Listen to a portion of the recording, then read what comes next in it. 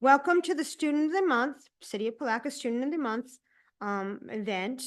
And we are going to announce each student and give them their certificate and then take photos afterward. Commissioner Campbell and Commissioner Boren, could you assist? Well, yeah, you know, it's like, oh, calm down.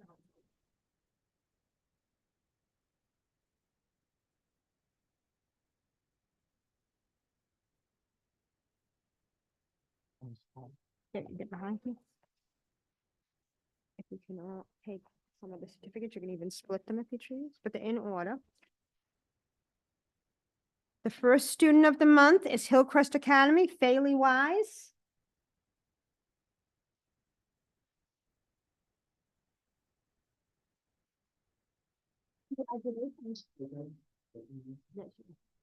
What she's got. Thank you, congratulations. Mr. Campbell will receive you over there. If you can go stand over there, please. Artarian Godfrey, Palatka Junior Senior High.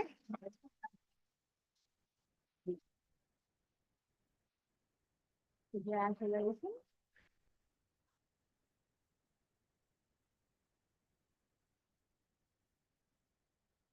Logan Carmichael, Browning Pierce Elementary.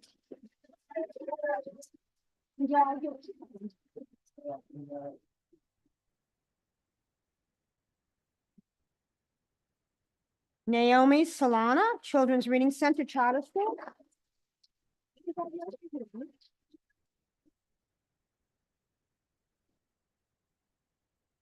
Eileen McGibbon, Hillcrest Academy. Right here. Okay. Yeah, just, we'll just put it down there, yeah. Chania Cole, James A. Long.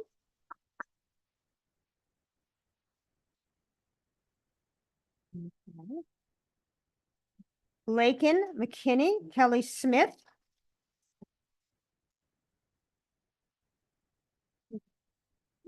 Congratulations.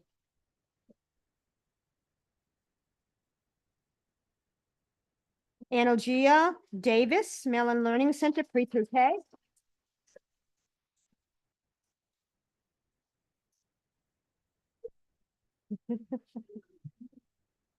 Congratulations. That's okay. Let him go. Oh, he doesn't have to do that. Oh, wait. Poor kid.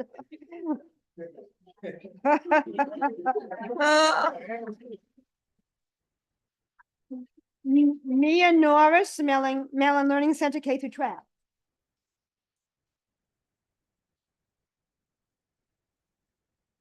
Jules Norris, Mosley Elementary.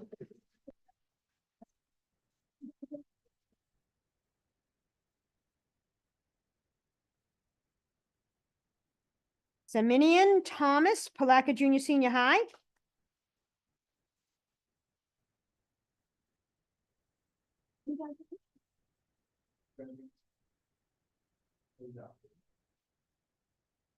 Annalisa David, Putnam Academy of Arts and Sciences.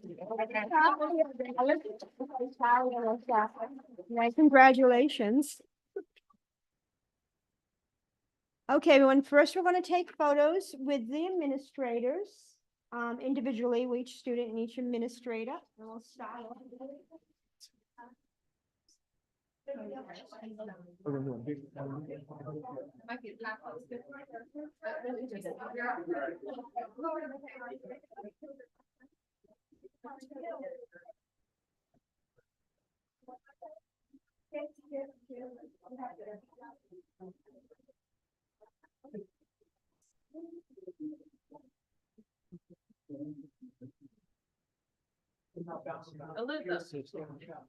We'll get the mayor in the hair.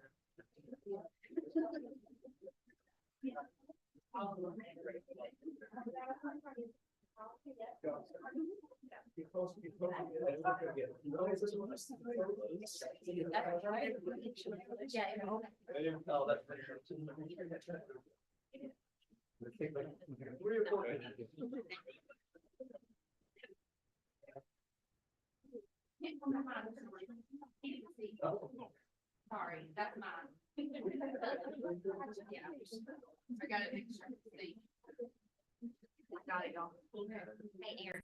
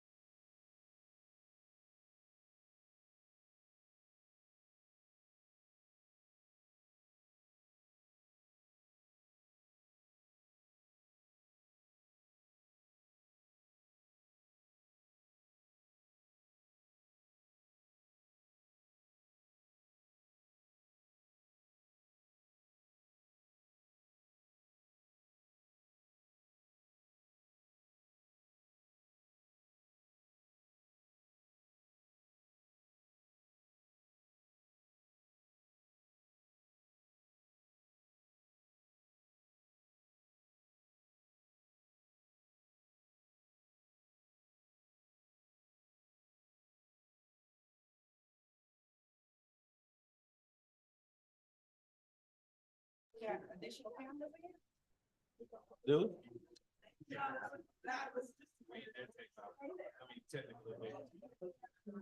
Boy, I ain't never seen no agenda like this. No, keep it long either way. Who should I thank for this? Maybe we can thank anybody, but it's not the content, it's the conversation.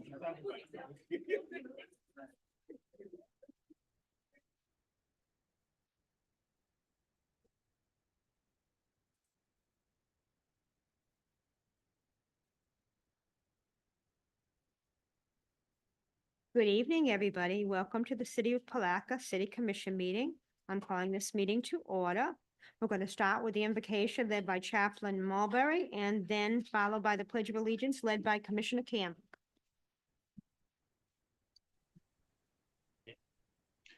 Good evening, everyone. Father, we thank you again for this day. We thank you for your loving kindness and for the multitude of your tender mercy. Thank you for how you blessed us throughout the day. You kept us, Lord. You brought us together once again to the business of the city. And we say thank you. And God, we pray that your wisdom would be upon the heads of these leaders as they come together, God, to make decisions to further this cause. We thank you now for all your many blessings, for all of your goodness towards us. Thank God. Amen. Amen. Please join me as we salute our nation.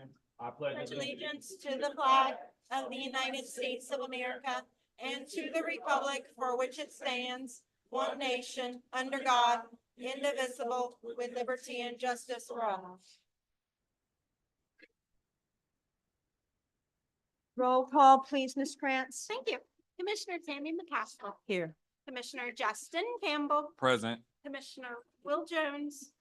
Present. Commissioner Rufus Borum. Present. Mayor Robbie Correa. Present. All members are present and accounted for, and we have a quorum. Thank you. Have we all had an opportunity to review the minutes for February 8th, 2024? Motion to approve. Second. We have a motion and a second. All in favor? Aye. Aye. Any opposition? Thank you. Move on to public recognition presentation. Update Human Resources, Ms. Jones, new hire introductions. Madam Mayor, Commissioners, at this time, we just want to recognize employees. I think the last time we did it was in October. So we want to recognize all new hires that have come from the city of Palatka since that time. First, I'll start with Bryce Ellis. He's with our fleet maintenance. Senator, you had a PowerPoint of their pictures on there that I sent you? No? Okay. Ben Parrish, he's our facilities maintenance custodian. Oh, you do? Okay.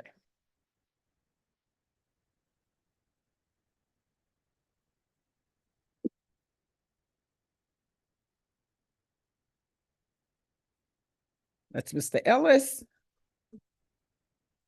Ben Parrish, and Mr. Wallace Tripp, which is a sanitation equipment operator. The others that I will be recognizing, I thought would be present, which is Sherry Farmer. She's our planner one. Kiara K. our customer service records clerk. Here, She- here. Is here? Oh, there she is. Stand up. If I may approach Madam Mayor.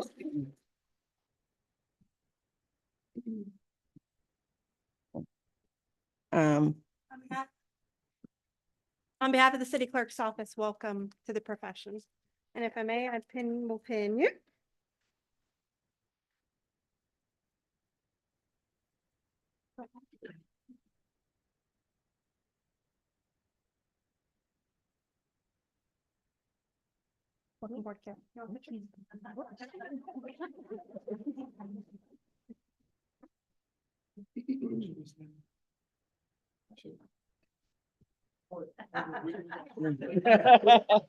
All come right in here. Start up and over. There we go.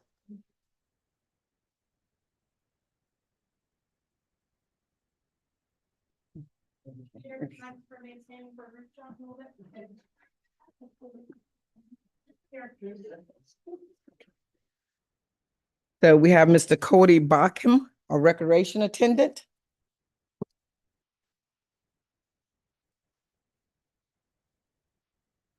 You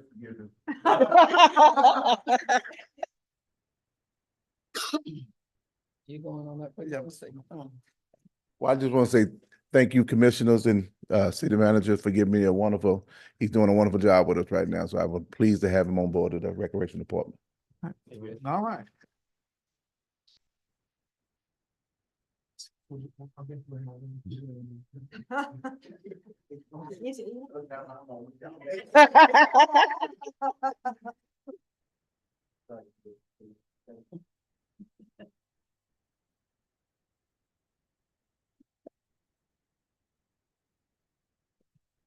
We have our planning director, Mr. Lorenzo Aguimo.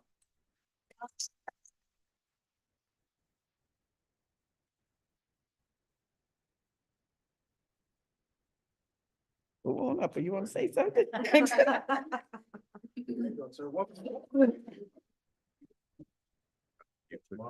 Okay.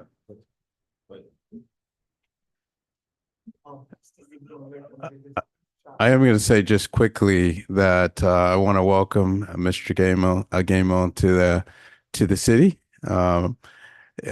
He was selected and hired before I came on board, but I had a chance to sit with him and have a conversation with him, and he's going to be an excellent addition to our team. So I'm really looking forward to the great things that are going to come from you and your office to the city.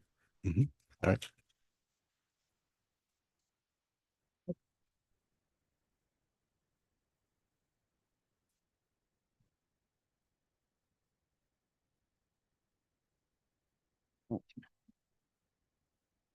And you stay. And and last but not least, our new city manager, Mr. Troy Bell.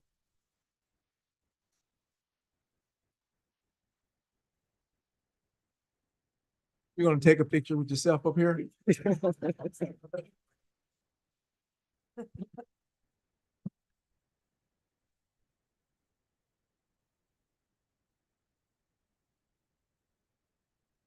Hopefully that wasn't my photograph.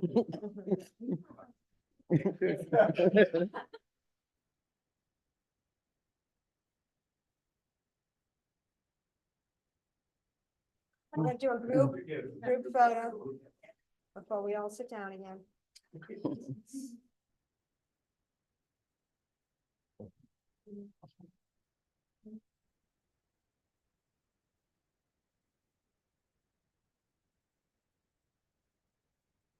Okay, thank you. And let's welcome our new employees.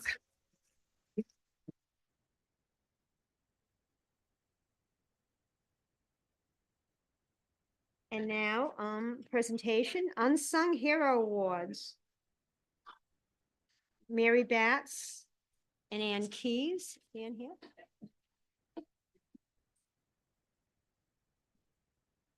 I'll say right there, Ms. Bass. Commissioner Jones, would you like to give us some information about this? Read the caption, bio for me. Sorry. Oh. Thank you, man. You right on spot. We try. Madam Mayor, if I may read to you Ms. Batts' biography. Mary Jean Batts is the daughter of the late Murtis L. Davis and the late Wilbert McCoy Sr. Ms. Batts is the fifth oldest child of 12 children, the mother of two daughters, Latoya, Tommy Sr., and Lantris, so sorry, and the grandmother of 7 grandchildren, Tavel, Jaden, Tivon, Kalia, Darian, Kobe, and Tommy Jr. Ms. Batts is a devoted and active member at Calvary Missionary Baptist Church, where she serves as the president of the Ushers Ministry and co-leader of the Food Service Ministry. She has coordinated and assisted with multiple food drives on behalf of the ministry she serves on, to include sending food to Haiti once per year. Ms. Batts participated in various fundraising events on behalf of Calvary and was awarded Miss Calvary for raising the most funds. From 1993 to 1997, Ms. Batts was the owner of My Place Cafe, where people from the community would come to eat and socialize. Ms. Batts was employed by the Putnam County School Board District as a data clerk at James A. Long Elementary School and administrative assistant at the Putnam County Academy Dropout Prevention Program. While at Putnam Academy and James A. Long, she was awarded the Associate of the Year for several years. In 2000, she was awarded the Team Award for being a team player and highly respected by all her coworkers. Ms. Batts was also known for giving students lunch money when they didn't have it, and assisted in organizing an all-girls organization called the Glamour Girls to promote etiquette and self-esteem. Ms. Batts was also employed with cities and schools and worked closely with at-risk children. Ms. Batts was a member of Crescent City's Women's Civic Association and was the vice chair of the Putnam County Anti-Drug Coalition. In 2010, the Putnam County Anti-Drug Coalition recognized Ms. Batts for commitment and service to the organization. In 2009, the Alpha Kappa Alpha Inc. Pi Eta Omega chapter recognized Ms. Batts for her unselfish, dedicated, and generous service to her community. Ms. Batts is an active member of the Putnam County Democratic Executive Committee and the Putnam County Women's Democratic Club, which allows her the opportunity to educate others about voting. Ms. Batts is a member of the Youth Training Program in Hawthorne, where she delivers food to the sick and shut-in around Putnam County and assists with food distributions. Ms. Batts ensures her brother is taken care of by Kiva of Palatka.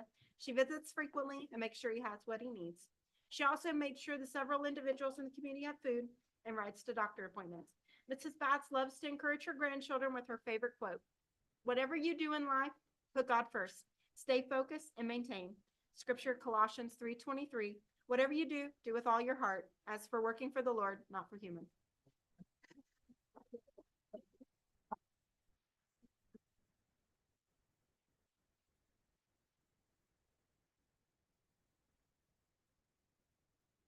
So, that bio says it all.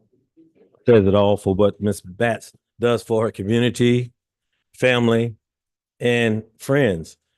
This award is the City of Palatka Unsung Hero Award, presented to Ms. Mary Batts to recognize her longstanding contributions to the betterment of the city and its residents. As you saw the accolades that she have had in the past, they all are deserving, very deserving. She deserves them all and more. But Ms. Batts does this entirely and not looking for any recognition. And I wanted to make sure that I recognize her for all that she do for our community. And they didn't have on her every Friday. She goes out to feed the hungry and the underprivileged people here in our city. I actually do it on Wednesdays and Fridays, two different churches. So it doesn't matter what denomination you are, Christian, non-Christian, you will see her out helping people in our community. So Ms. Mary Batts, congratulations.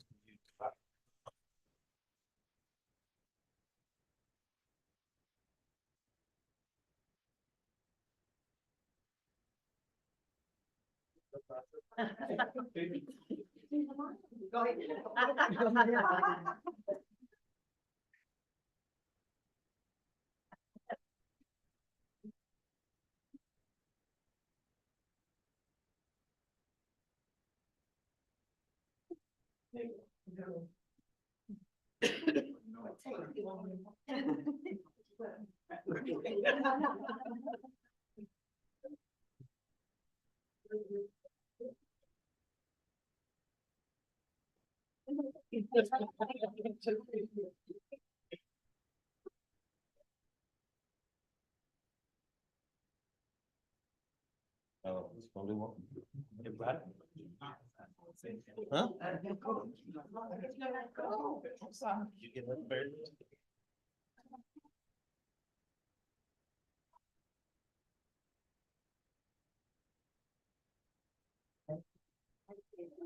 Thank you, Ms. Batts.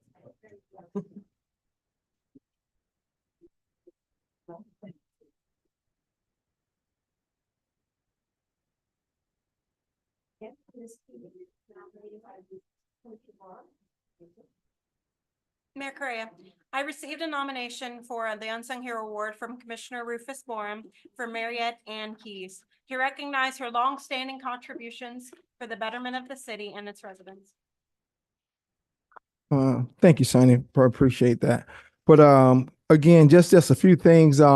Ms. Keys couldn't be here tonight due to personal reasons. So, but just a few things about Ms. Keys. She completed the Citizen Patrol Academy in 2005. She chaired and served 5 years with Weed and Seed program. She was honored and nominated in February 2005 for the Heritage History Recognition by Commissioner George E. Sanders at the time. Volunteered for the Shining Star Award in 2008. certificate of completion from the Palatka Police Department, Citizen Police Academy in 2007.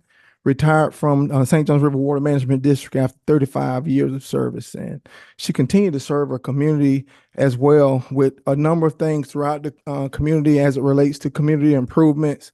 I work with Ann on a number of different projects as it relates to road improvements, noise, whether it's quality of life issues, just a number of different things that she continued to help serve her community. So this is the reason why I selected Ms. Andes, and there's a lot more, but we just don't have all of the additional information that I have in front of me. So, but again, kudos and great recognition to Ms. Keys.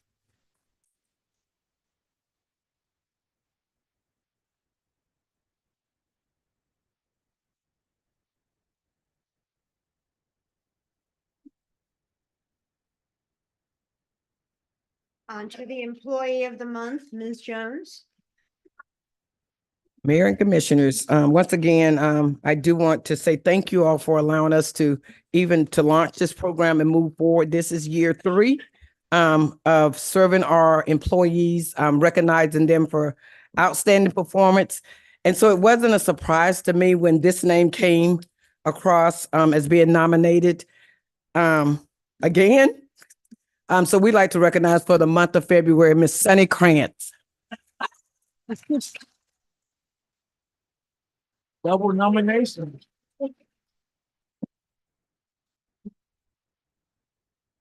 Congratulations, Sunny.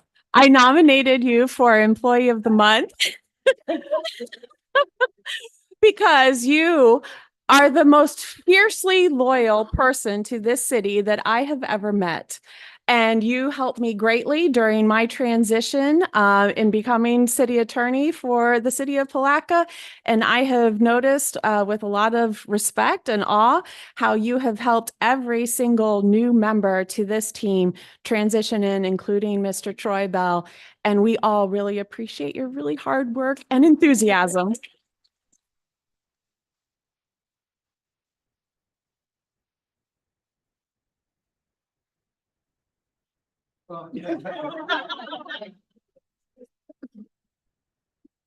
Mayor, Commission, Boss, Ms. West, thank you so much for the honor.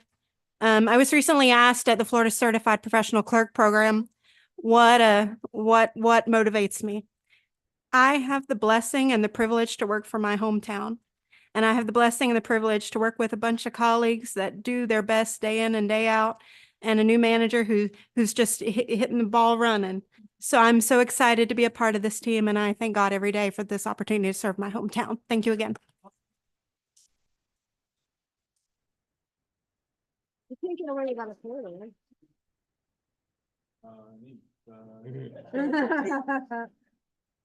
Now she's back to work. Uh-huh.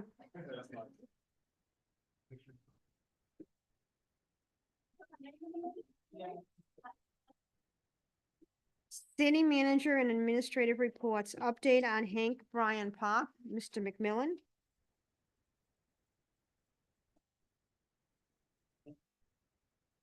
There it is.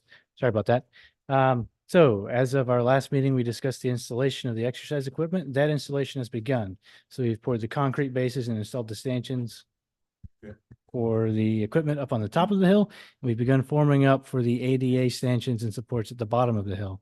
Currently, the bid is open for the restroom, but I believe there was a question from a commissioner about that, so I'm here to answer. So I brought that up to Mr. Bell, that I was concerned about the location of the bathroom. I think that is one of the lowest and darkest points at that park. And I would like for it to see if it's a possibility for it to be located in a more visible area, not only by people that's in the park, but those that may be passing by that will be able to see anything if it was to happen. I just think that particular location is just not conducive to the safety overall when it comes down to individuals in that park. If you were to look at the location, look at the proximity of the different pavilions, it's not easily laid eyes upon. So when I looked at it, I didn't want to necessarily bring it up at that meeting. I would want it to give the opportunity for you to be prepared. But I would love to see if it could be relocated for overall for safety purposes. Absolutely. So the contract, or at least the bid, is open for design services. So during that process, we can have the design team work with us to suggest several different locations, either for lighting or for adjacency to amenities, and even for utilities. And the location that was selected at that point was based on proximity to the parking lot and utility adjacency. But absolutely, we can definitely present items through the design process as we go through that. I greatly appreciate it. Thank you. Any additional questions? Well, as far as he said he can provide options, but I was thinking more if we could move it closer to the Creel area, in that open area. That way you got traffic that could bypass. And like I said, I'm thinking more of just safety. It can be somebody passing by, they can see vandalism or something in progress, that it's more visible at somewhere in that area, closer to Creel. To the north of that picture, I guess towards the apex, or towards I guess you'd say the west corner of that? North. North? Okay. We can absolutely present that to the design team if they are awarded, or when they're awarded, and come up with some solutions for that. Thank you. Thank you. Thank you. Memorial Bridge lighting. Mr. Griffith.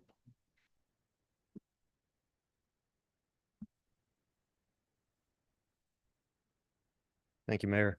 You're probably all aware, but we did just want to give you an update and the community an update. The public, I guess the Putnam County Board of County Commissioners voted at their last meeting to go ahead and take on 100% responsibility for the Memorial Bridge lighting project. There are some revisions that they are proposing to DOT, more specifically associated with being able to terminate the agreement in the future by either a party. That's all I have for you. So there's no obligation or request of the city for any financial assistance at this time. I have a question there. Go ahead. What brought about that change? I believe it was just their discussion, Commissioner. We were not at the meeting. We just had Commissioner Wilkinson and County Manager Terry Suggs informed us. I will say, for the record, I'm slightly disappointed that we were not a part of that conversation when they initially brought it to us, first one by one and then as a collective. And for now us to hear in this platform that they are no longer wanting us to be at the table. More specifically, when we talked about this project, we talked about the unity standpoint and trying to come together. So I would go on the record to say I'm disappointed that we're at this part, but I'm happy to see that it is moving forward. Thank you. And- I'm sorry, go ahead, Mr. Bob. Well, and the other key point is that what voice will the city have in terms of whenever the lighting occurs or anything along those lines? No votes. No votes. Who are you talking to?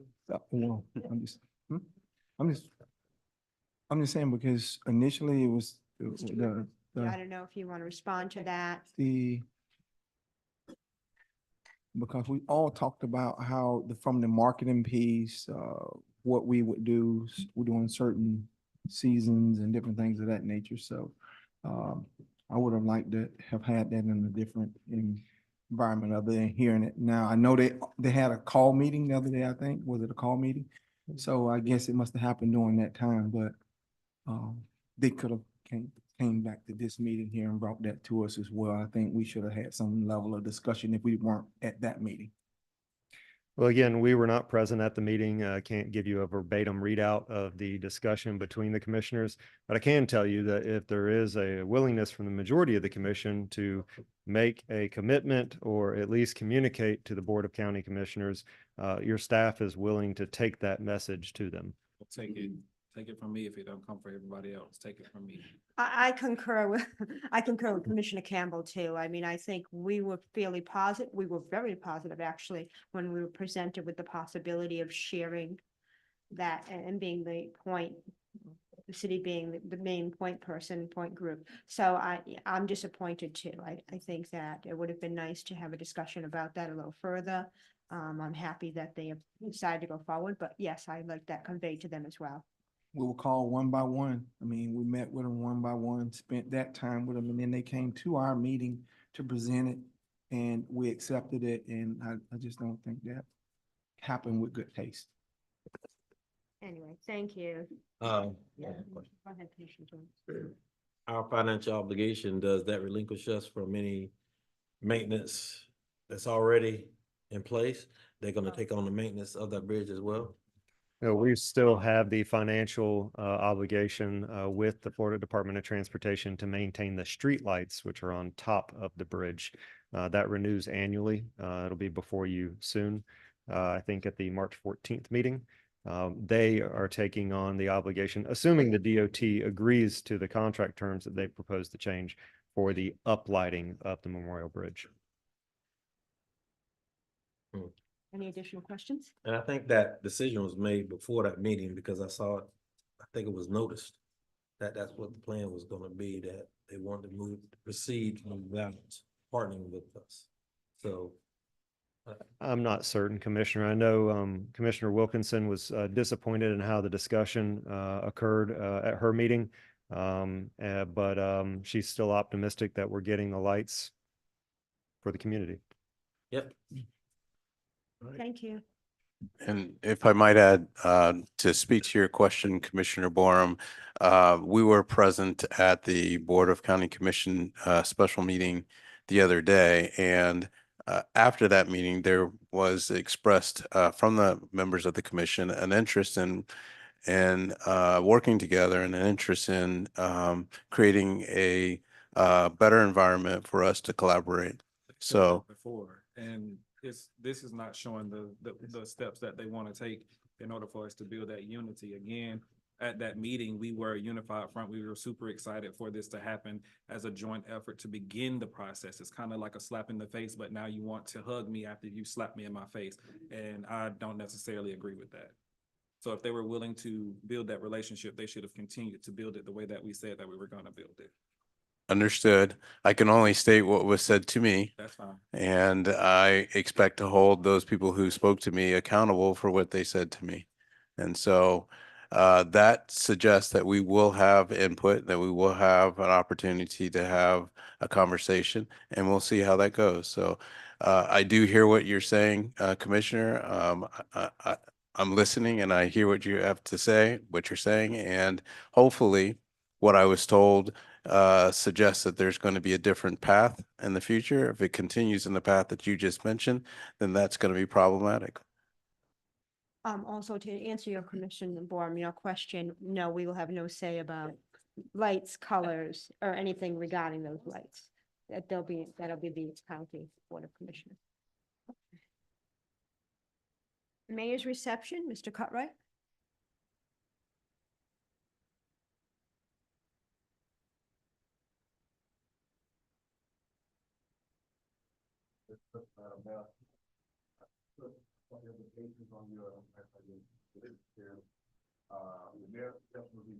Come Friday, first March, 69 to 11 March. Have a couple of plan there, the Buffalo Mom, and also from Cater School, the band is on the business schedule. The city manager and the department will get invites tomorrow and email invites out to. Thank you. Thank you, sir. Madam Mayor, if I may, Yes. I would like to add, as part of the city manager update, that over the next 90 days, you will see my 90-day plan for the meet and greet and engagement with the community. That will be printed and published for us at the next meeting. But and at the risk of being repetitive, because a lot of this was discussed during the interview process, I do want to say that it's important to me as a manager to get out and meet and greet the community, and for the community to have an opportunity to get to know me. I think that's the way that I manage, and I think that's a critical aspect of how every manager should move forward. So I look forward to the next 90 days and the listening tour to get to hear what the commission has to say and the direction that you want to take the community, as well as to hear what the members of the community and the stakeholders have to say. and give them an opportunity to get to know me and to understand what the vision is that I have for our organization to be able to reduce costs and create organizational efficiency and operational productivity as we move forward.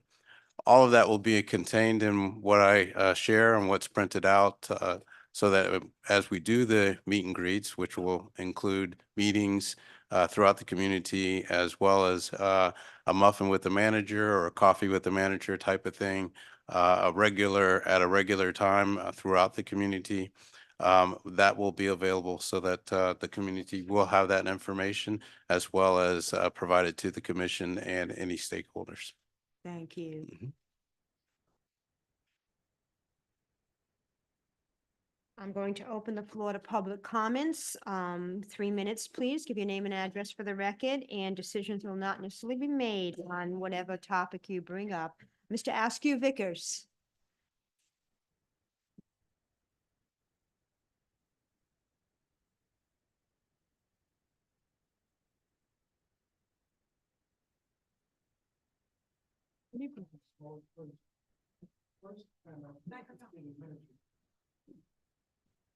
Can you hear me better now? Yes.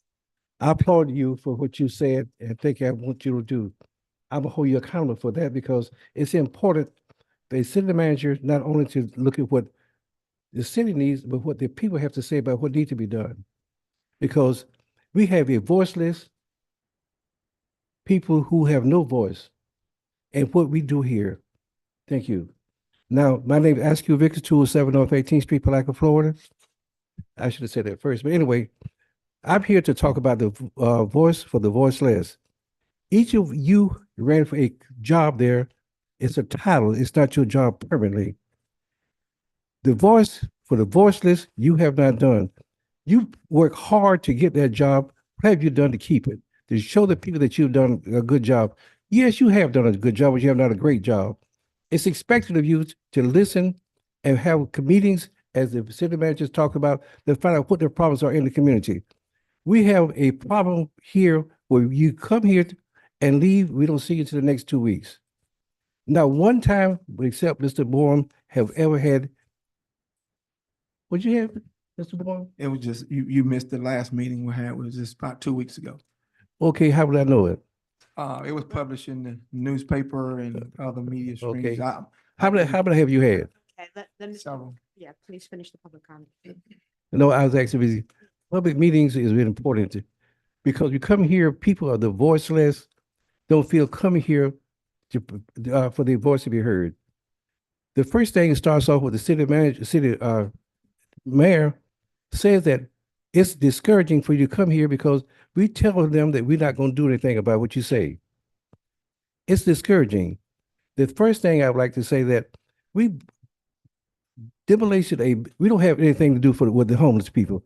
I look at places here now where people are sleeping on Reed Street. You got a bridge under the bridge where people are sleeping.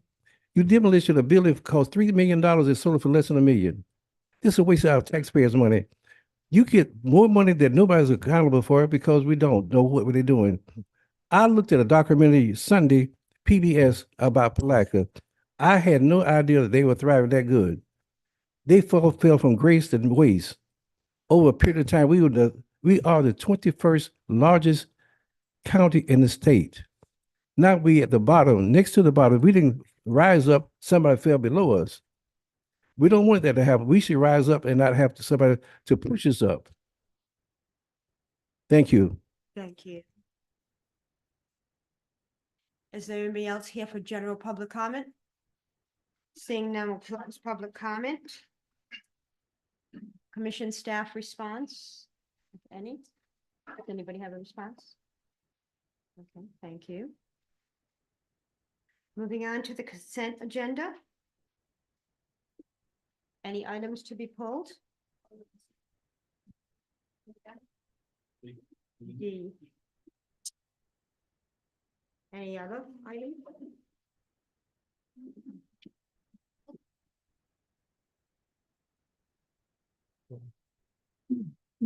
Commissioner German? No. No. Commissioner Bond?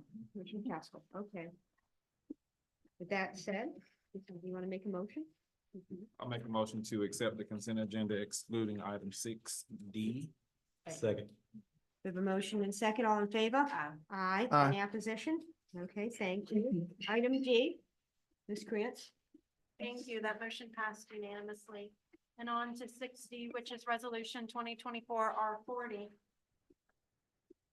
A resolution of the authorizing amendment number 1 to the utility program administration contract with, forgive me if I say this wrong, as Karate Consulting Group Inc.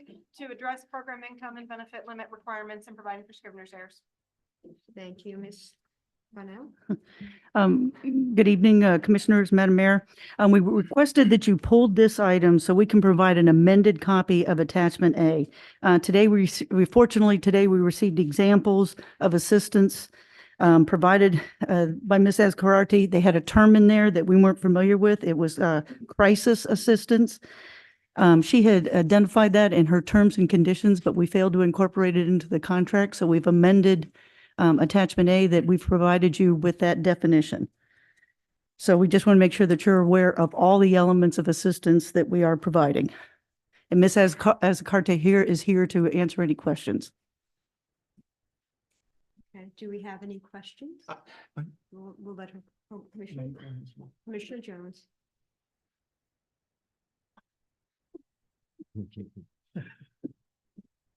Well, in reference to the benefits, I have two questions. One, how many times are a person eligible for this benefit? One time, One time? So one There, time. one time 12-month period, one time one time in 12 months. 12 months? Okay. And so if you come in because a crisis situation, so you can only have one crisis, no matter what it is, no exception.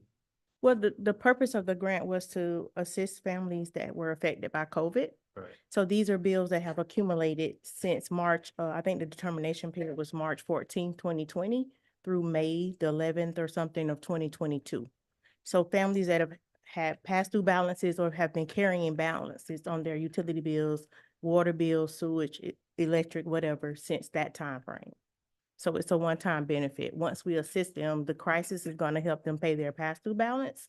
And then the future assistance, which is the home energy, I believe that you have a copy of the matrix. Right. That's a future assistance benefit to allow them to get some type of a relief and get on their feet. All right, thank You're Commissioner welcome. Barr. I've looked at the matrix. It answered questions. So thanks. Okay, thank you. Does anybody else have any further questions? Okay, thank you. You're welcome. Thank you. Motion to approve. you. Motion is second, all in favor? Aye. Aye. Any opposition? Thank you. And regular business, it's number 7. Ms. Krantz.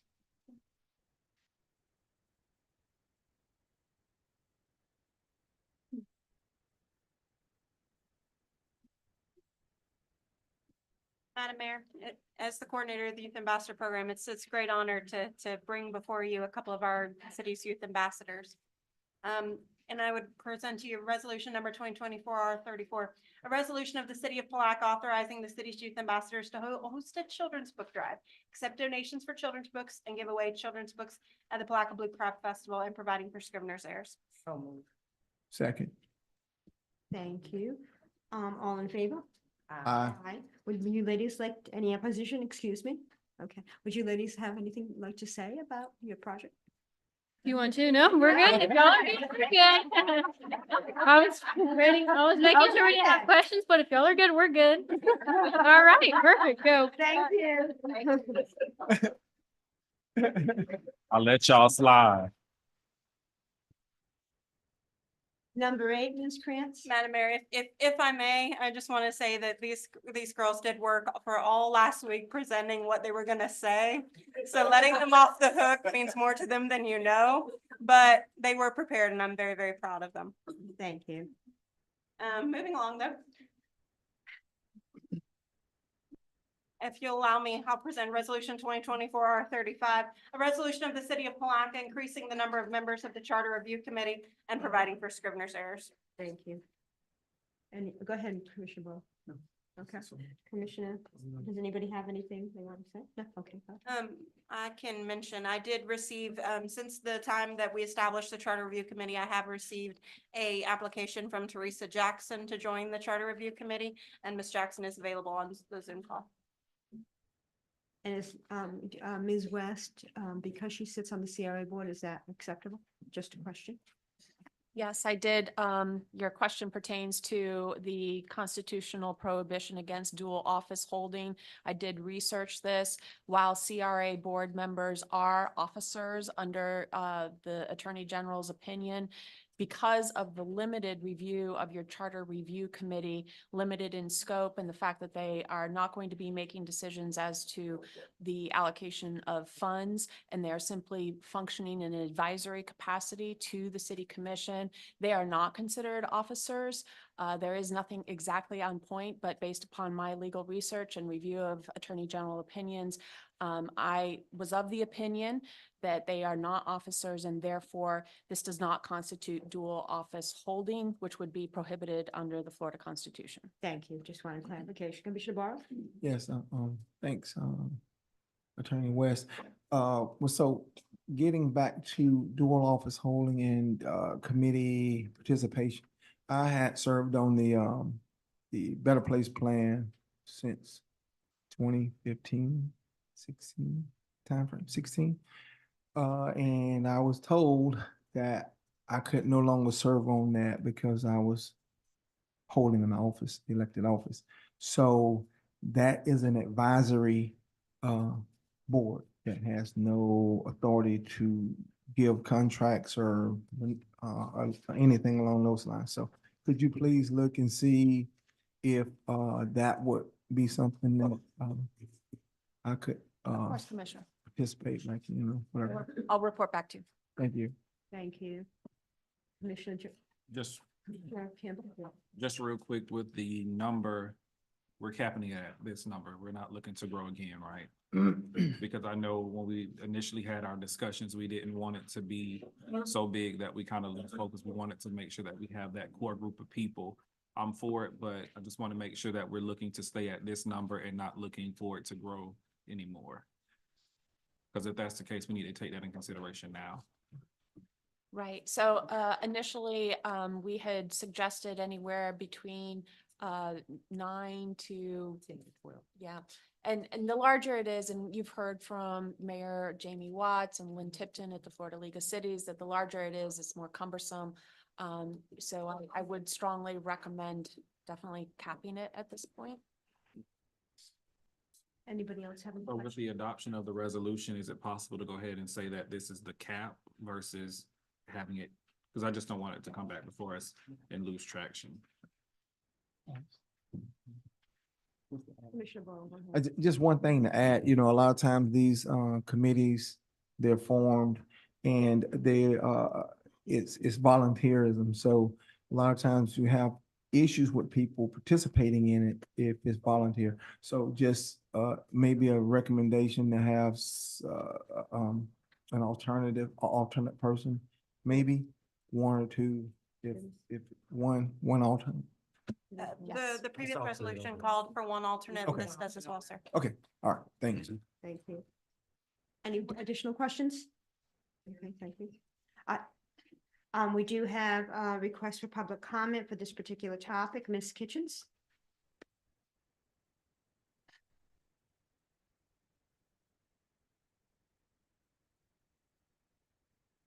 Allegra Kitchens, 1027 South 12th Street, Palatka, Florida.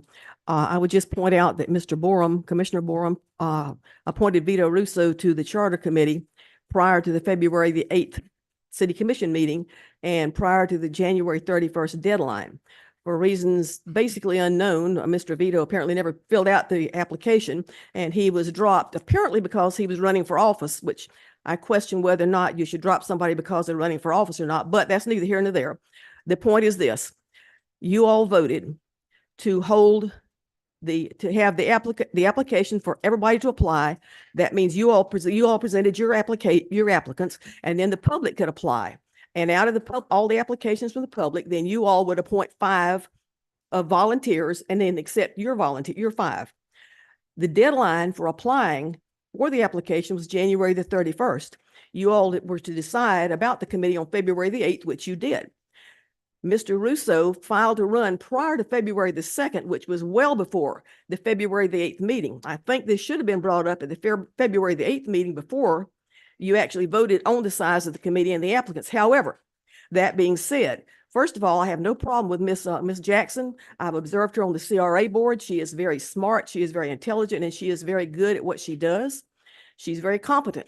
My only issue is that even though it is agreeable under the law to have somebody on the CRA board who's sitting city charter, it could be iffy as far as how's the charter going, is it going to be biased toward the CRA or against it?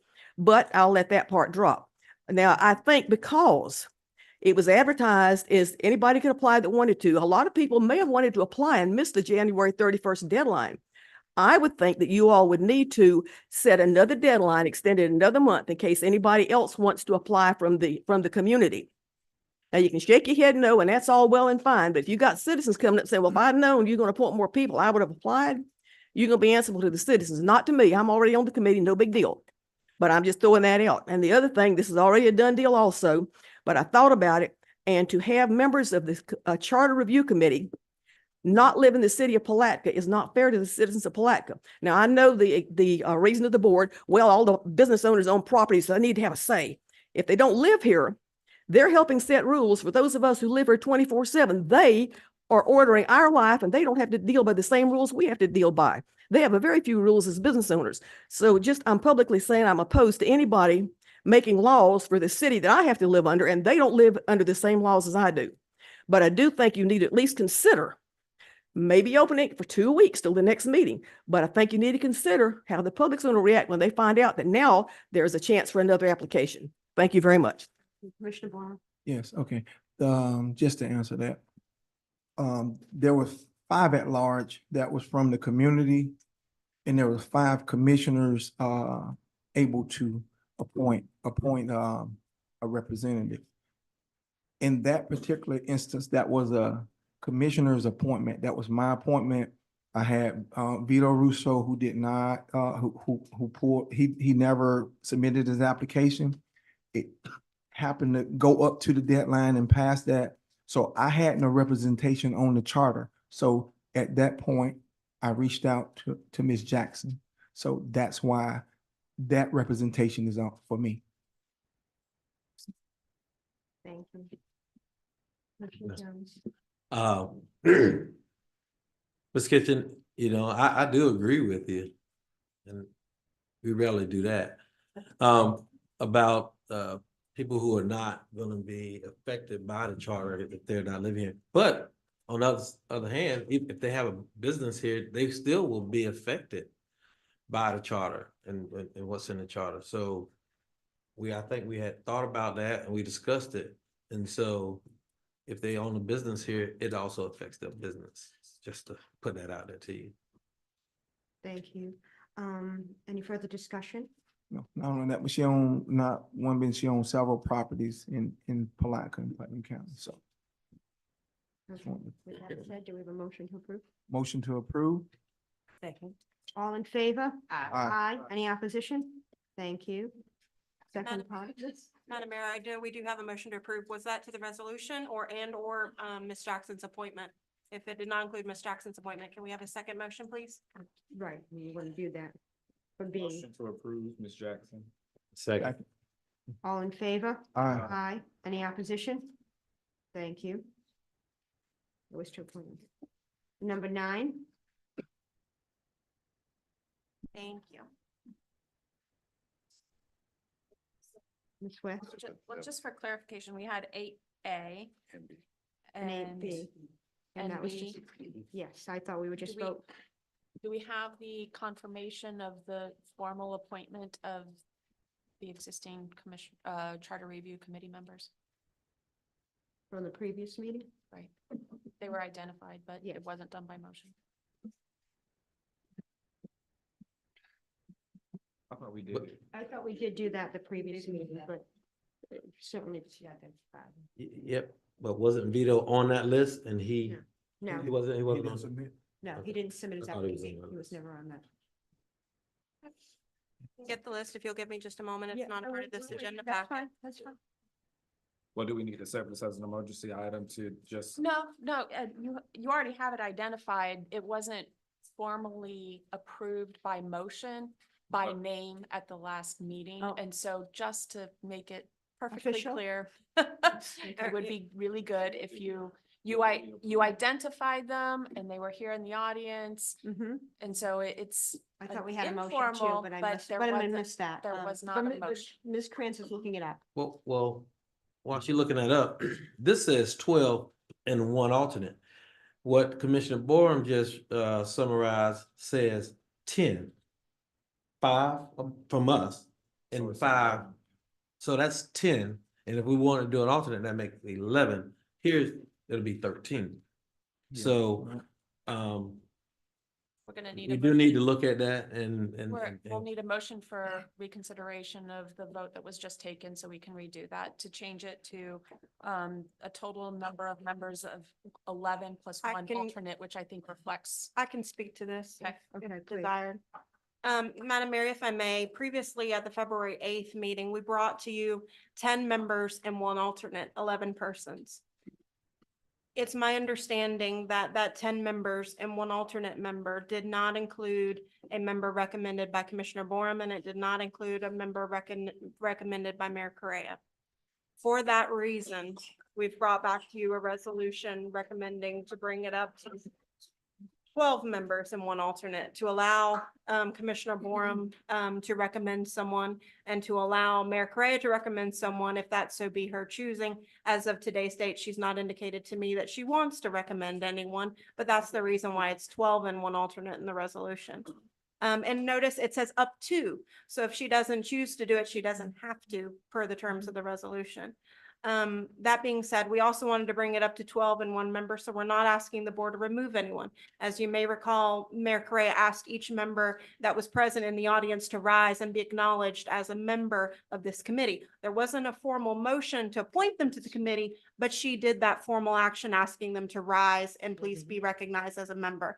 So we didn't want to bring back to you a resolution asking you to remove someone when the committee hasn't even had its first meeting. And I've got these guys itching to get going. So hence this resolution for 12 and one We alternate. understand. So do we still need the motion? Right, so that we can clear this up, what is your recommendation so that we can take this and move forward? Just to make the motion, does it have to be accepted as an emergency item? No, as it stands right now, we don't have 12 members, so it's up to. And as long as everyone's agreeable, the motion that you have stands. Okay. So you're good. That's Okay, correct. thank you. Thank you.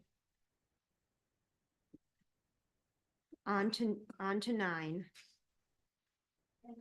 And Ms. Jackson, if you're listening in, thank you for your volunteerism. could you put the list, you say you were looking for it, Yeah, you I never have missed it. I want to see Well, it. sorry, I got talking, but I do have it up on my screen and I can move it to this screen. Maybe.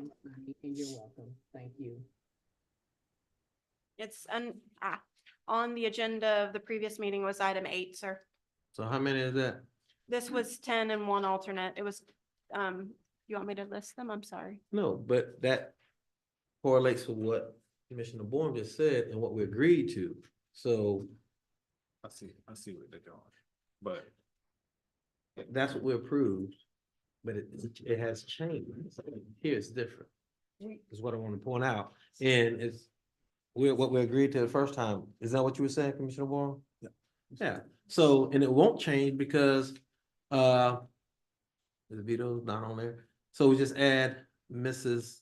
Jackson on there, name, and we still only have 10 plus 1. No, you'd have a, It's 11. Yeah, 11. 12 members. And that'll be to the max what we just agreed upon. Right. Correct. So the motion So that you We'll just do it all had, set at this- That's why I want to see it. okay. Okay. Thank you. So we know. We better get, at first you said we didn't have 12. No, no, we're good. Number 9. Sorry, Tom. Switch screens again, please. Yep, that's fine.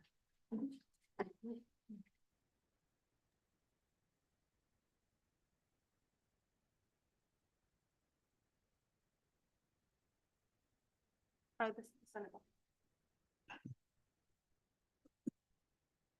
Madam Mayor, I'm presenting to you in the commission resolution number 2024-R42, a resolution of the city of Palatka in opposition to Senate Bill 472, CS Joint Bill and House Bill 569, sovereign immunity, providing for scrivener's errors and providing for an effective date. And there are also other resolutions associated with this item.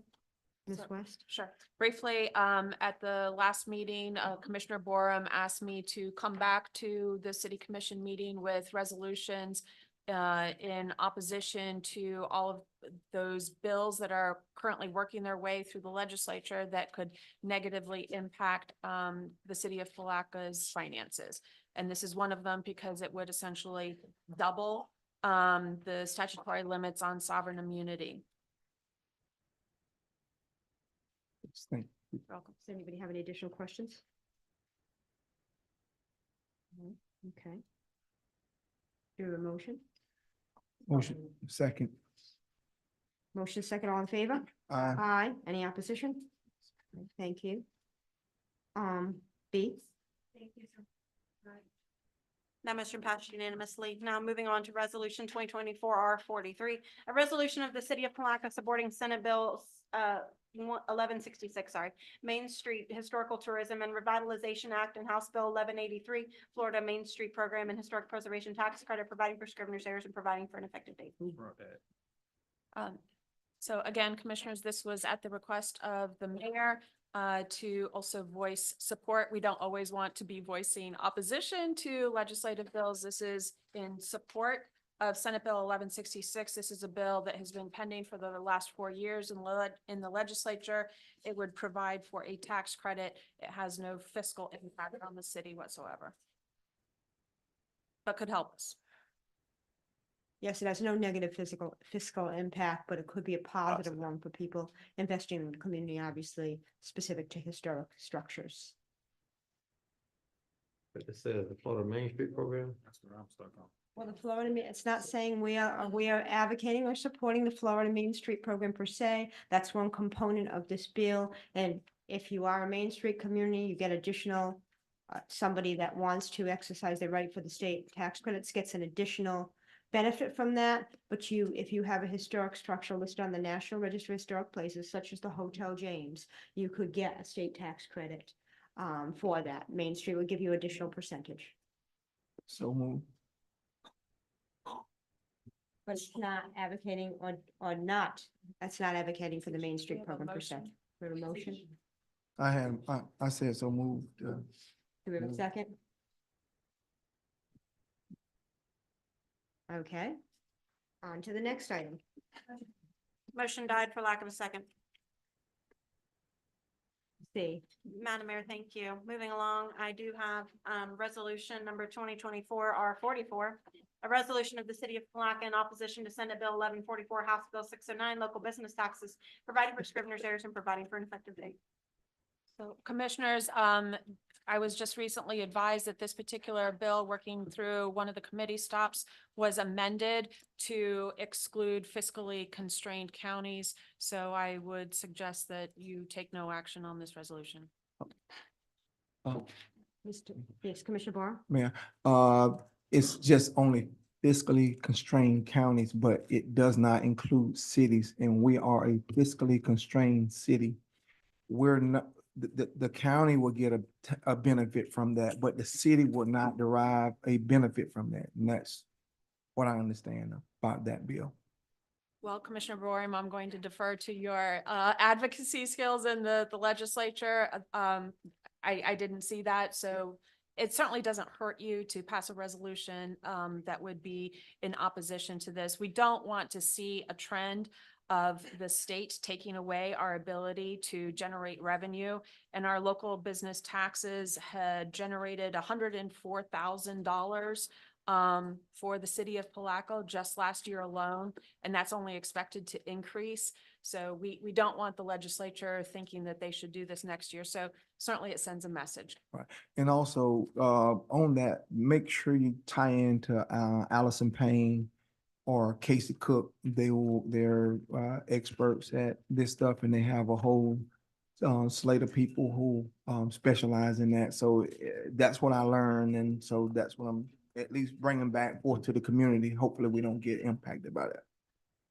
Any additional questions? We have a motion, Motion and opposition, yes. second? Oh, opposition and late. I second. So did the legislature do this? This is us.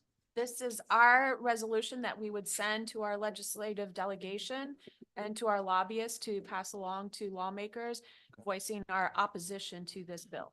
Okay, yeah, okay, I'm good with that because it only helps fiscally constrained counties, not cities. Yeah. Okay, so we have a I- motion and a second. All in favor? Aye. Aye. Any opposition? Okay, thank you. 10. That ends that string. Resolution number 2024-R41, a resolution authorizing award of ITB 2023-16 and execution of a contract with MIE Inc. for Jenkins Community Center improvements, bid package number 1, roofing, and bid package number 3, fire suppression in the amount of $763,389.33 and providing for scrivener's errors. Hold on, you said that fast. What about, you said fire suppression and then you had that big number. $763,089.33. Mr. Griffith? Yes, thank you, Mayor, Commissioners. I'm going to give a brief introduction, and then I've got Mr. McMillan and Mr. Cutright to answer some of your questions related to this. In your packet, you'll notice a couple documents. The first is the actual proposal from MIE, which totals, as Ms. Krantz stated, $763,089.33. The second is the current up-to-date American Rescue Plan spending project list. Now, this has been reformatted, thank you, Sonny, to highlight the areas that I'm going to speak to here in a moment. So the areas at the top of the table highlighted in yellow, those total 428,000. The third document is the project estimate. You could scroll down to that, Ms. Krantz. Thank you.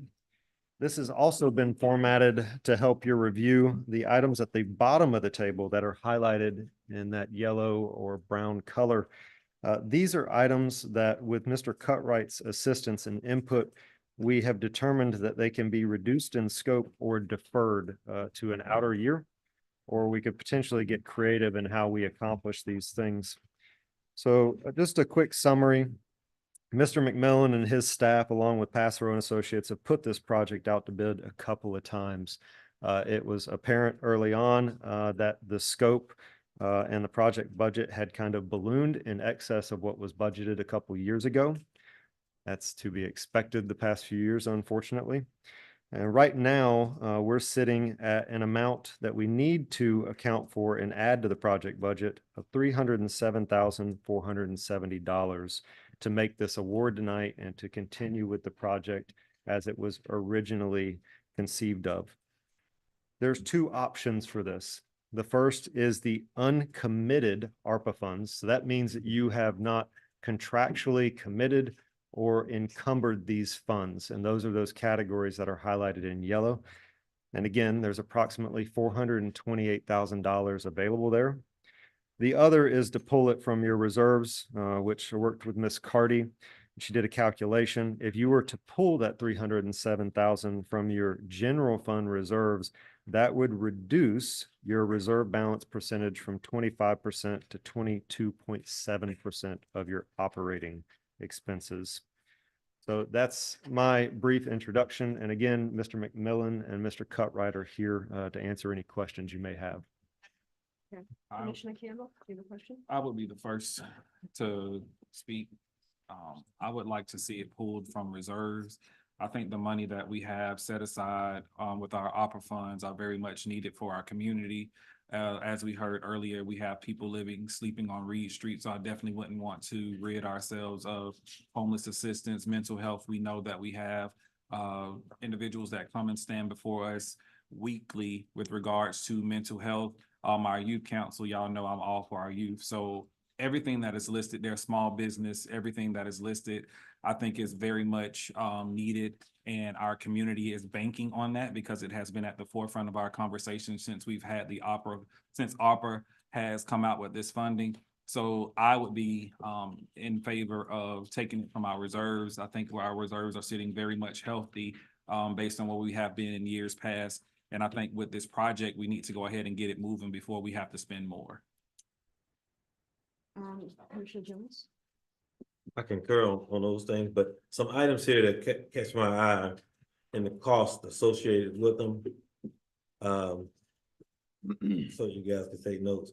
Converting the shower room into changing rooms, $40,000. A room, tell me how we're doing that, what it's gonna, $40,000 to change a shower room to a changing room. What are we doing? Commissioner Jones, that actually should have been removed from the scope. That was actually a want list when we were trying to make a fitness center, but that should be removed from the scope. Okay, so that's 40,000 removed. Okay, are we gonna make, Ms. Carter, are we gonna make these adjustments as I? Thank you for asking that question. Okay, so that's $40,000. It also say convert locker room to a fitness center. That's $9,500.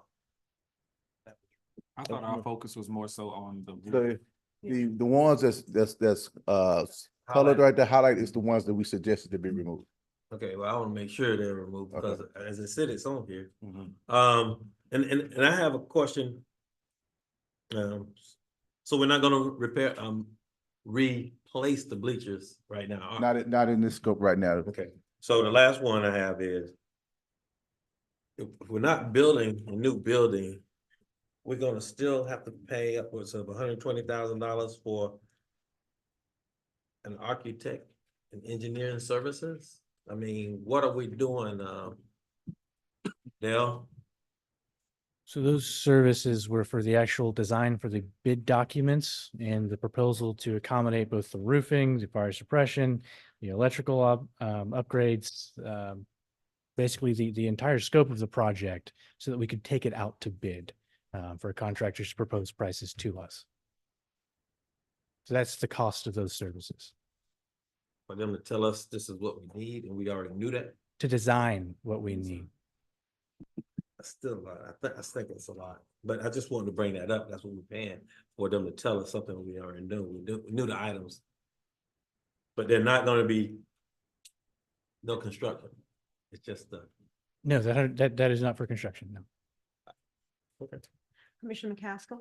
Just wanted to ask, was finance a part of this process? Were you a part of all this? I'm now becoming involved pretty much with this last worksheet, the one that's reflecting those brown colors and so forth. My staff and I did work together preparing that, so I'm getting involved at this stage. And prior to now, I was not, but I am. Mayor, I was under the assumption that we were here to focus solely on the roof repair at this portion, not so much everything else that was listed. That's what I thought we were focusing on tonight. This award is for a re-roof, correct, and the supporting work in the fire suppression. So supporting work for fire suppression system and the fire suppression itself and the roof are what you're awarding for the $763,000. Commissioner Borum? I thought I was informed that we might not need the suppression system based on the number of people like right away. Is that so not true? Yes, sir, it is in part. So what we've done is we've removed portions of the fire suppression system that are not required based on our occupancy, specifically over the gymnasium and underneath the gymnasium floor. So we work with the fire department and our engineer and went through the fire code to find areas basically for cost savings to reduce that initial bid, which was significantly higher than what you see here today. So this number reflects what it would take in order to be able to get us where we need to be, this number here. Yes, sir. Any additional questions? Okay, do we have a motion to approve? I really thought that last week, our last meeting, the number for the roof was reduced. I think you guys said that we were gonna save $204,000. It was reduced. It was well over $400,000 for the roof at the time. So we had gone through and re-specified multiple materials with multiple vendors. We even went so far as to attempt to award a lower price vendor. It turns out that they were not qualified for the work itself. So we went to the next highest up on that list, and then again, worked with them to re-specify and rescope the roof options that we had, and we've picked the most cost-effective price that they were able to provide us with their subcontractors. So across the board, we have seen reduction at all items. Unfortunately, it's not as much as we would have liked to have, but the costs of these items has gone up over time, as we've seen with pretty much every project we've had. Commissioner Castle Johnson. I was just asking, we said there's a deadline tonight to make this decision, right? So can we can you tell me that again, Jonathan? I'm sorry. I want to know, can we table this into the next meeting? I have some questions. You can table it. We have a little bit of time, but we understood there was some urgency with Hank Bryan and Jenkins, so we've been applying a lot more resources to keep things moving along. Also, it's important to note that this recommendation of approval is still contingent on the Department of State reviewing and approving. So if you table it and you pass it at the March meeting, you still probably got a month and a half before we get concurrence from Department of State. Don't tell her that. Yes. So motion to table this into the.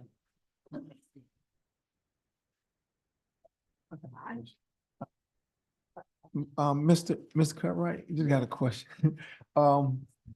We've been pushing it back for quite some time. So how would this impact your timeframes in terms of programming among other things? Because there's been a thing that's been lingering. Well, we had a projected calendar to kind of start programming in May, to do stuff inside the facility. If we push it to another month and it takes a couple more months before we get approval, I would just probably start the calendar in August to give us time. Me personally, I really want this to move forward as soon as possible, but I do understand the business side of the house. So if we need the table, it's fine. Because as long as I can get the building open, just to give you a little sidebar, I had 5 little kids come to the center today, come to the building today, ready and eager to kind of start doing some things. So my energy, Marino's energy, and my staff energy is wanting to get this building open. So let me ask you this, and with regards to can any programming take place in the facility? Right now, we have a threshold of 150 people in that building at one time. The gymnasium cannot be utilized because of the issues we have with the roof and some AC unit. The community multi-purpose center, we can have some meetings and small group gatherings, but we cannot have a function of programs inside the building until we get the fire suppression, the roof, and AC fixed. Commissioner Borum. Yeah, one last question. So can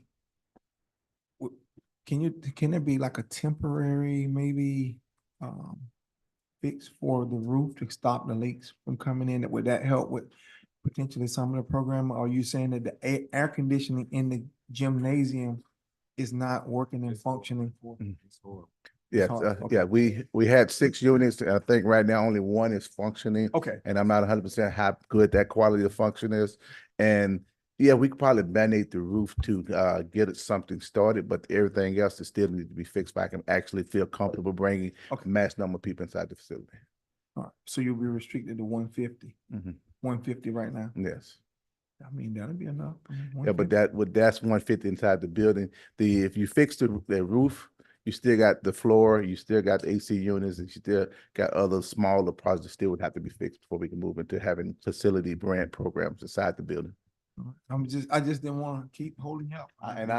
Commissioner, well, I'm with you. I was hoping that we got an agreement tonight because I had a list of POs to put in, but I guess I'll wait until y'all give me an answer. Commissioner Jones. I don't see, you mentioned the floors, but I don't see the floors mentioned in this. The floors are polishing and re-slacking the floors is coming out of another operation budget that I already have set in my budget. Okay, so Commissioner McCaskill. I just have a little bit of reservation and nothing against Commissioner McCaskill. I'm just a little bit, I kind of just want to know additional, like what different will be able to come before. Nothing, and again, I just want to, if they're on this time frame and we ask them to apply pressure, what additional information between now and 2 weeks would make a substantial? Finance questions, that with her, I want to sit down and talk with her about some things since she hasn't been privy to some things. I just wanted to ask some questions, but it's.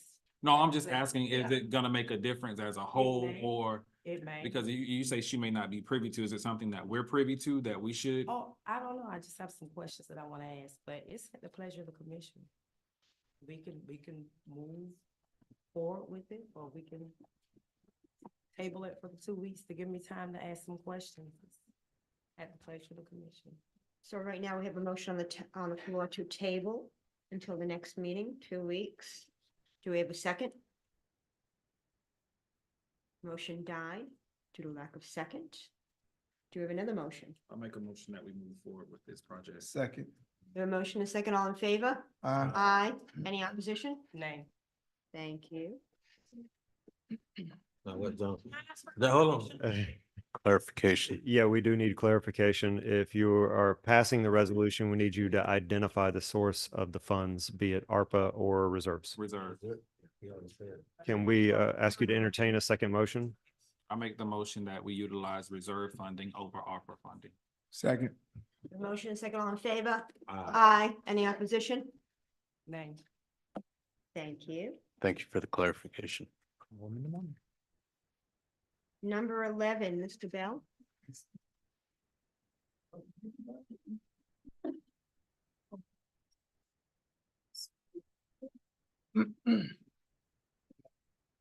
Okay, so we have before us a question concerning the repairs associated with the Tillman House. And so I believe what we're asking for is a discussion concerning how the commission would like us to move forward on that issue. So with that said, it is the pleasure of the board, but are we in support of moving forward those or remand it to the CRA for the discussion at the next CRA meeting? Any other thoughts? The CRA have the funding to cover this project? I make the recommendation that we pass the CRA. Second. The motion in a second. Do all in favor? Aye. Aye. Any opposition? Thank you. Yes, I'm going to open it to public comment. We have Gail Powers.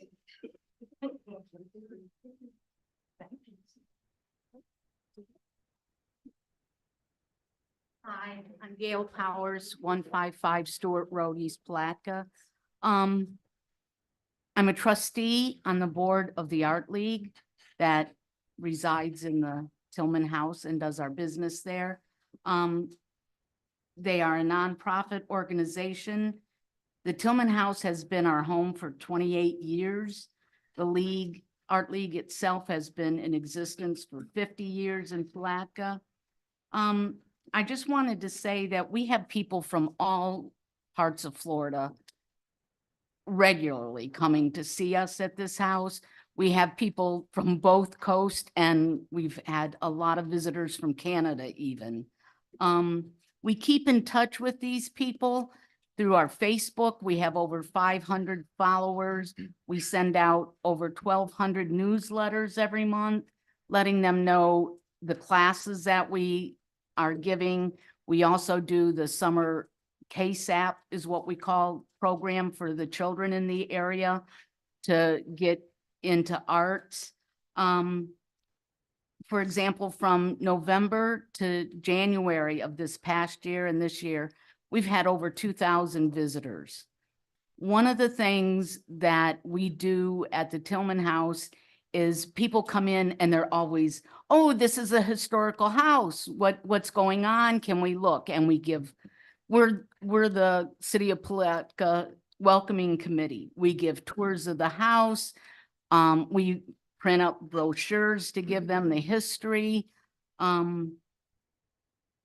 It's just one way that we help the public. One of my big joys is when you watch the news and the bass fisherman tournament comes on and you see all that. When the news pans over, there's a Tillman house in the background. It's just exciting that we're seeing, that we're there. The city only owns two historic houses, one in the North District and ours in the Southern District. We're asking that the city take care of these and preserve the history of this city. I think it's personally really important. I know the city's been aware for a long time that we've needed repairs, but funds weren't available. And now we understand that the Community Redevelopment Agency has money to support the downtown district and the historical district. And yay, we're in both. So, you know, you get a double duty if you help us. We have two main concerns. The windows are leaking, and we've already had one window rebuilt to standards, and we're really concerned about it doing major structural damage with the leaks. Oh. You have to wrap it up. So I'm just hoping that with all this, that you would, I want to encourage you and be encouraged to vote for repairs. Thank you. We have an emergency item added to the agenda. Oh, I'm sorry. Oh, Ms. Kitchens, I didn't know you wanted to speak to this bigger item. My fault. I put two items on my application to try to save the city a little bit of money there. Yes, I spoke about this at the CRA meeting. I would point out that first of all, Hammock Hall sold the money coming back into the CRA, which has been put into the capital outlay for the South Historic District, is a little over $131,000. That more than covers $125,000 repairs that are asked for here. The repairs do include the paint, the windows that this lady mentioned, as well as siding. I would point out that the historic district is founded on a certain number of buildings. The only way historic building district can be founded is for X number of buildings. The Tillman House is one of those buildings that was vital to the formation of the South Historic District. So if you tear down that building, move it, haul it away, blow it up, burn it down, or make it disappear by magic, whatever you do to get rid of it, you have taken something away from the South Historic District, and you very well could be endangering the status of the South Historic District, depending on how many buildings are left. I would suggest, and I would also point out, the CRA voted to talk about this funding at their next meeting in April. So I'm not sure why it's coming before the commission. Maybe they ask y'all to do general funds. I don't know about that. And I have no problem with it coming to you, but I just want to point out that the CRA, which you know who the CRA is, voted to hear this in April. So I would ask that you, if you're going to make any motion, that you do save this house. It's vital to the district. It is a draw. You heard the lady give more information than what I have. I know that a couple of years ago, several years ago, 7,000 people alone came just to the Christmas house. That's a huge draw for Palatka. You can't put money on public relations. You've hired a public relations person to do public relations. This is vital. It's not only vital to the historic tourism of Palatka, it is vital to the survival of the South Historic District. If you get rid of this building, which the city owns, and you don't rehab it, then what you're doing is basically what the Episcopal Church wants to do to their house in the North Historic District. The Historic Planning Board has repeatedly turned them down for tearing the house down. So, and then you all appeal the Historic Preservation Board for that house. So I would ask you to think long and hard before you give up on doing repairs on this house. It can be repaired. It needs to be repaired. It's vital to the South Historic District. It's vital to the city of Palatka. Thank you. Thank you. Shanna? Shanna Sheffield, 512 Mulholland Park. I just want to say that I would love to see this house stay. I don't know what's going on with it, but it was one of the first houses that I did visit when I came to look at Palatka to live here over 3 years ago. So kudos. And they had a tea. I didn't make it. I think I RSVP, but I wasn't able to make it. Y'all had a tea. And they had this Christmas thing, but it was very instrumental when you come to the city to have something to look at.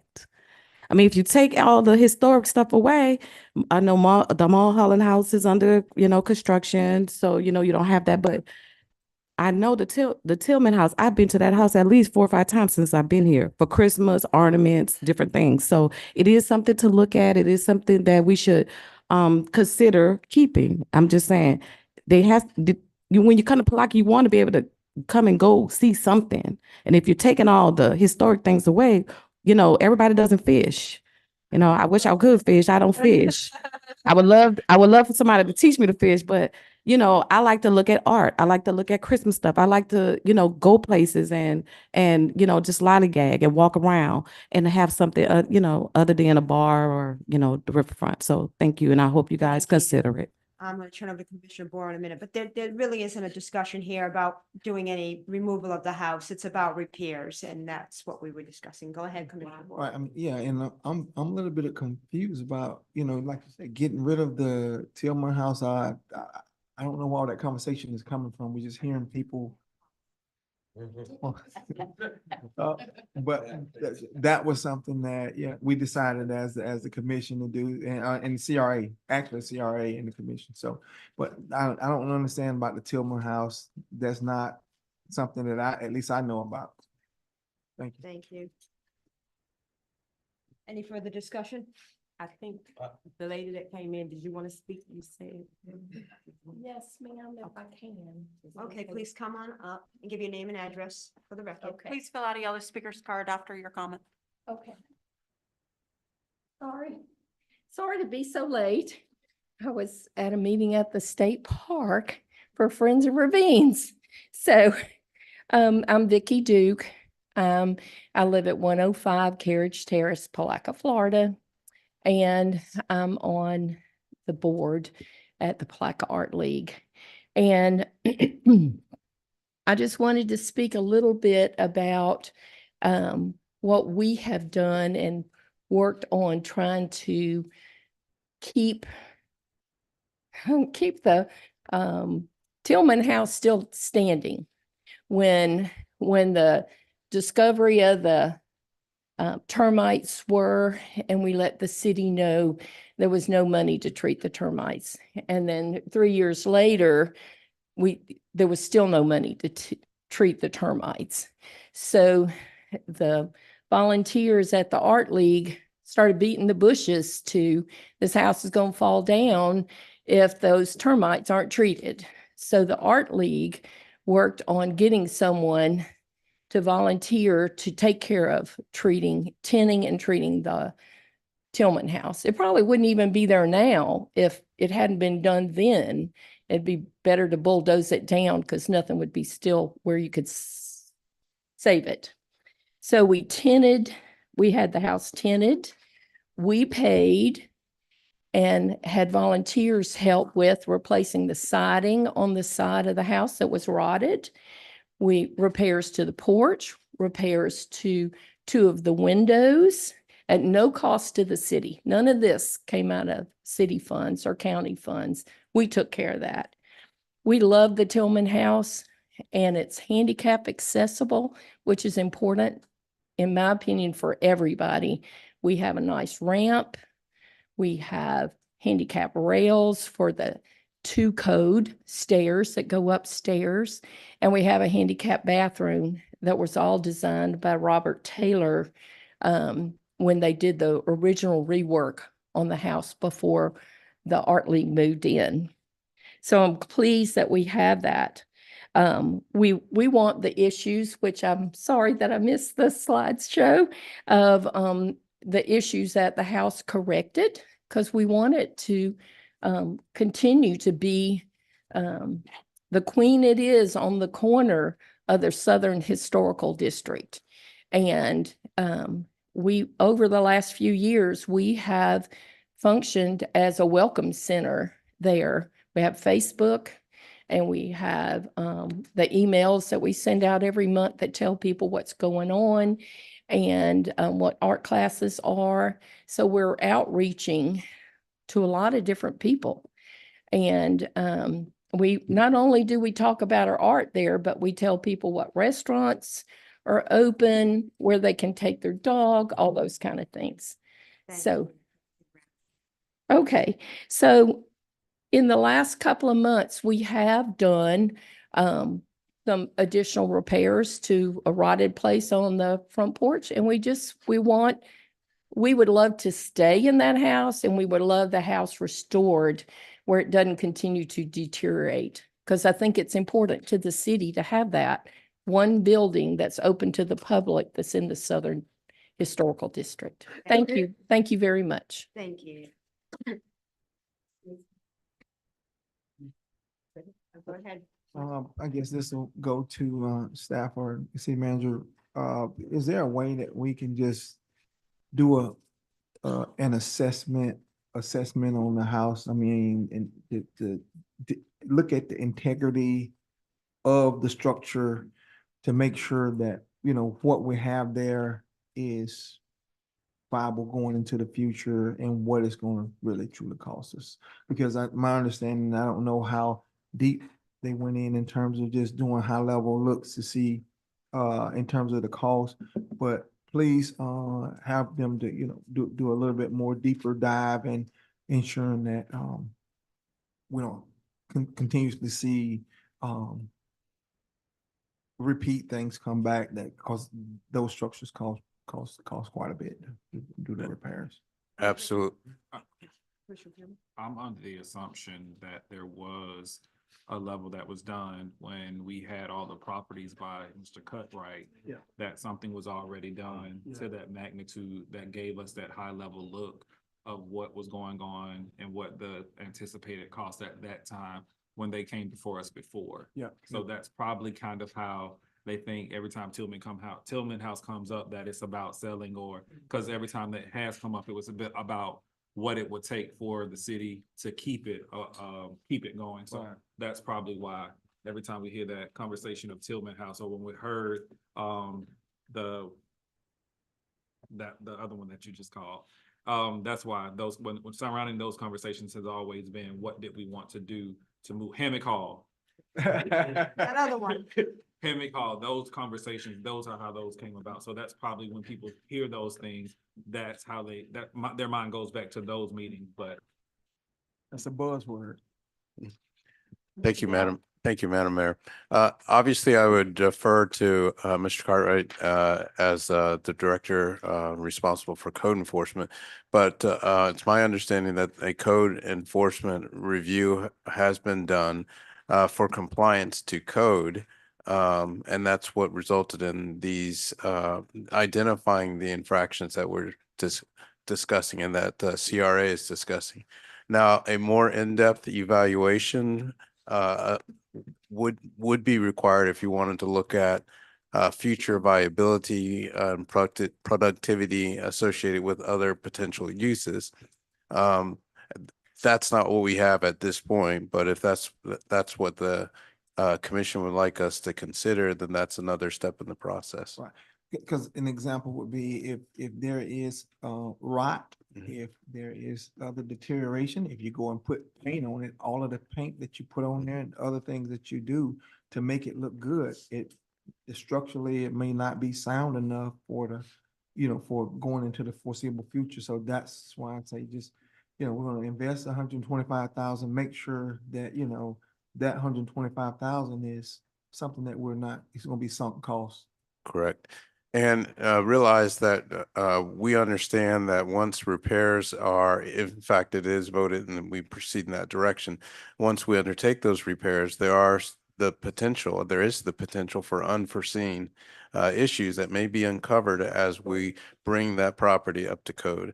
And so that's always a potential. And if there is a vote by the CRA or the commission to move in that direction, once we begin to make those repairs, then we would have to come back if there are unforeseen issues that we run into. Of course, and that's a reality, not even just historic homes here, but any home in general, given the Right. climate. So once you open it up, as we discussed at the CRA meeting, there's always other treasures to find. So we'll just have to stay tuned on that. I like the word treasures.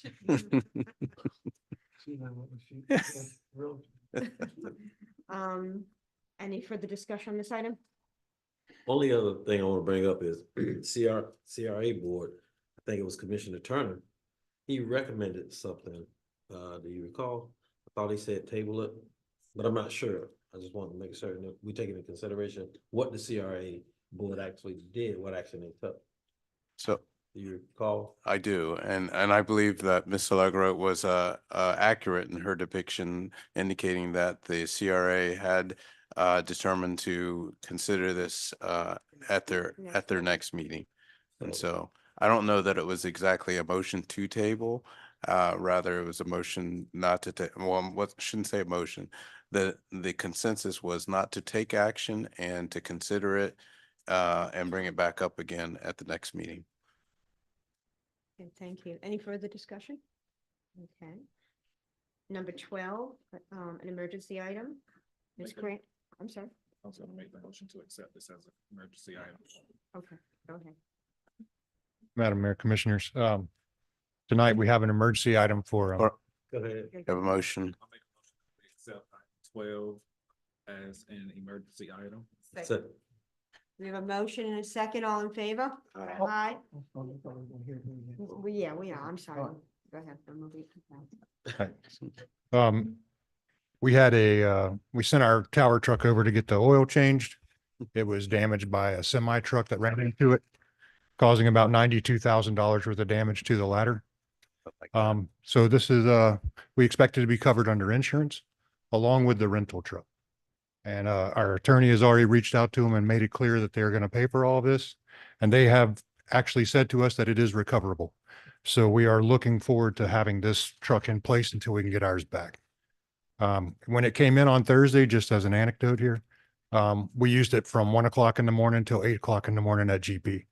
So we had a fire immediately and that truck came in very handy. So we're just hoping that we can move forward with this contract. Appreciate it. Maybe have any additional questions? Chief Taylor? Okay. So moved. We have a motion, a second. We have a motion, a second. All favor? Aye. Any opposition? Thank you. Thank you. Are there any additional commissioner comments tonight? Commissioner Campbell? In this moment. So you know, Yeah, okay. Commissioner Borum, you have Oh, something? yeah, want to welcome Mr. Bell, first city commission meeting. So welcome and thanks for that quick turnaround on the research on the charter Absolutely. deal. We do have coming up next month, March 27th, we're going to be taking about 40 youth from the high school and girls and boys basketball team down to the Clippers down in Orlando Magic. They're gonna have floor side experience with the players and in addition to other things. So I'll be coming to you, Mr. City Manager, for some potential funds. We normally used to do around 1,000 to 1,200. Take those. This will be the 6th year in total, but we did it. It'll be the fourth year for the Magic, but 2 years we did the Jaguars. So looking forward to doing this, picking back up. We kicked off in COVID. We had 2 years of break, and so now we're back. Great. So, Anybody else? You still got me down as a chaperone? we already had 5. We already had 5 from Pacero. No, so we made that clear. If you ask us for money, that we wanted to be chaperone. Oh, I didn't put that. I didn't put that demand on y'all, but they already had 5 from Pacero, and then there was already some. Cause we got Chief Shaw and If you're asking me for money, I would like to be a chaperone. all this conditional stuff. They don't. Do y'all love these kids? Move to adjourn. We have a motion to adjourn. Yeah, excuse me, Mr. I Bell. want to welcome Mr. Bell aboard also. Welcome aboard. Thank you. Good job. Thank you. Yeah, welcome aboard, Mr. Bell. Mhm. Thank you for accepting our position here. And you need anything, let me know. And if I can help out with any your transition that you're doing, you're moving in, I'd be more than happy to help. Since we're welcome, Mr. Bell, but I also would be remiss not to thank our staff. Our staff has done a tremendous job. I know Ms. West, she has availed herself with everything with this whole transition to make sure that everyone is abreast. So thank you, Mr. Bell, for stepping in. Thank you for staff stepping up. All of our staff are stepping up to make sure that this transition has been one that has been smooth. I echo Commissioner Campbell's.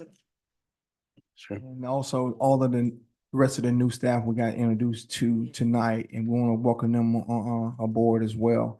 And so with that being said. And Okay. as a quick segue to what you said, the turnaround that you mentioned was a collaborative effort with Miss West. So she made sure that we could make that happen. And I do want to give kudos to Public Works, and I believe his name was Kedrick, that got the flowers planted outside on the Reed Street side. So if you get a chance to walk by there, it's part of the beautification that we were trying to accomplish with City Hall. So Thank you. Thank you. Miss West is faster than AI, so. She can Okay, get- with that said, we're adjourned. Thank